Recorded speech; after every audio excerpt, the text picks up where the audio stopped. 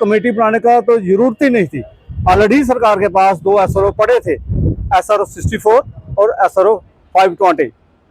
और SRO 64 जो 1994 में उस वक्त के गवर्नर KV कृष्ण राव ने डेली वेजर को परमानेंट के लिए बनवाया था। और उस SRO के तहत कम से कम मैं कह सकता हूँ दावे से 70-75 हज़ार डेली वेजर हमारा परमानेंट हो गया।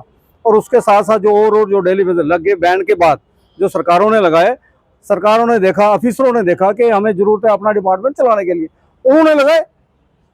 वो जॉइंट एक्शन कमेटी ने नहीं लगाए, ना किसी लीडर ने लगाए, लेकिन लगाए सरकारों ने। और सरकार का फर्ज था कि उसी सेम पैटर्न पे इनको भी परमानेंट करो, तो नहीं किया। तो जब बीजेपी और PDP लड़ सरकार, महबूबा जी जब मुख्यमंत्री थी, इन्होंने एक SRO बनाया कि इनको परमानेंट किया जाएगा। और कुछ हद तक कुछ लोगों को परमानेंट किया भी, लेकिन उसके बाद किसी डेली वेजर को इन्होंने परमानेंट नहीं किया, बल्कि ये दूसरी साइड चले गए। ये सोचते रहे जी ये BJP ने लगाया है, ये PDP ने लगाया है, ये NC ने लगाया है, ये कांग्रेस ने लगाया है, तो उसी चक्कर में ये पिस रहे हैं आज हमारे डेली वेजर। मैं sir Jaspal Sharma, senior leader of employ joint action committee. ये जो हमारे ऑल कैजुअल लेबर फ्रंट ने कॉल दी है 21 और 22 तारीख को, हमारा पूरा समर्थन इनके साथ है कि ये वो जमात है जो मजलूम है, कुचले हुए लोग हैं गवर्नमेंट द्वारा। गवर्नमेंट को इनकी ये सुध नहीं है, होश नहीं है कि 300 रुपये से किसी का घर कैसे चलता है। ये काफ़ी देर से अपनी जगह पे हर डिपार्टमेंट के लोग डेली वेजर अपनी जगह अपनी अपनी आवाज़ हाईलाइट कर रहे थे, लेकिन सरकार ने इनकी नहीं सुनी। और रिसेंटली जो असेंबली हमारी जो कॉन्स्टिट्यूटेड असेंबली हमारी कंक्लूड हुई है, तो वहाँ भी हमने देखा MLA साहबान खाली अपनी पार्टी को ही हाईलाइट कर रहे थे, ना कि इन डेली वेजरों को। और कोई इनका अभी तक इन्होंने जो सरकार ने जो कहा है कि हम इनको ये हम कमेटी बनाई है हेडेड बाय चीफ सेक्रेटरी, तो वो कमेटी जो है लुक आफ्टर करेगी और वो इनको 6 महीने के अंदर रिपोर्ट सबमिट। यहाँ देखो कमेटी बनाने का तो जरूरत ही नहीं थी। ऑलरेडी सरकार के पास 2 SRO पड़े थे, SRO 64 और SRO 520।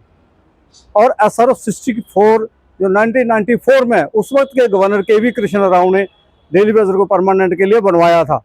और उस SRO के तहत कम से कम मैं कह सकता हूँ दावे से 70-75 हज़ार डेली वेजर हमारा परमानेंट हो गया। और उसके साथ साथ जो और जो डेली वेजर लग गए बैन के बाद, जो सरकारों ने लगाए, सरकारों ने देखा, ऑफिसरों ने देखा कि हमें जरूरत है अपना डिपार्टमेंट चलाने के लिए, उन्होंने लगाए। वो जॉइंट एक्शन कमेटी ने नहीं लगाए, ना किसी लीडर ने लगाए, लेकिन लगाए सरकारों ने। और सरकार का फर्ज था कि उसी सेम पैटर्न पे इनको भी परमानेंट करो, तो नहीं किया। तो जब बीजेपी और PDP लड़ सरकार, महबूबा जी जब मुख्यमंत्री थी, इन्होंने एक SRO बनाया कि इनको परमानेंट किया जाएगा। और कुछ हद तक कुछ लोगों को परमानेंट किया भी, लेकिन उसके बाद किसी डेली वेजर को इन्होंने परमानेंट नहीं किया, बल्कि ये दूसरी साइड चले गए। ये सोचते रहे जी ये BJP ने लगाया है, ये PDP ने लगाया है, ये NC ने लगाया है, ये कांग्रेस ने लगाया है, तो उसी चक्कर में ये पिस रहे हैं आज हमारे डेली वेजर।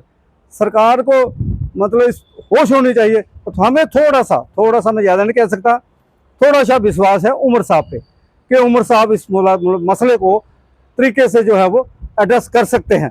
लेकिन हमारी ये गुजारिश रहेगी कि अगर आपने करना ही है, कमेटी को एक साइड पे रखो। आपके पास SRO पहले से पड़े हुए हैं, जिसमें से आपने हमें जो सुनने को आया, जो फीडबैक मिली है कि दोनों SRO आपने वालिश किए हैं, उनको दोबारा रिइंस्टेट करो। 2 में से खासकर SRO 64 को करो। ये SRO 64 जो है वो मुलाजिमों के लिए, डेली वेजर के लिए बेनिफिशियल है, उसको लागू करो, ताकि उन लोगों के डेली वेजरों के बेचारे चले चल सके। जय हिंद, जय भारत।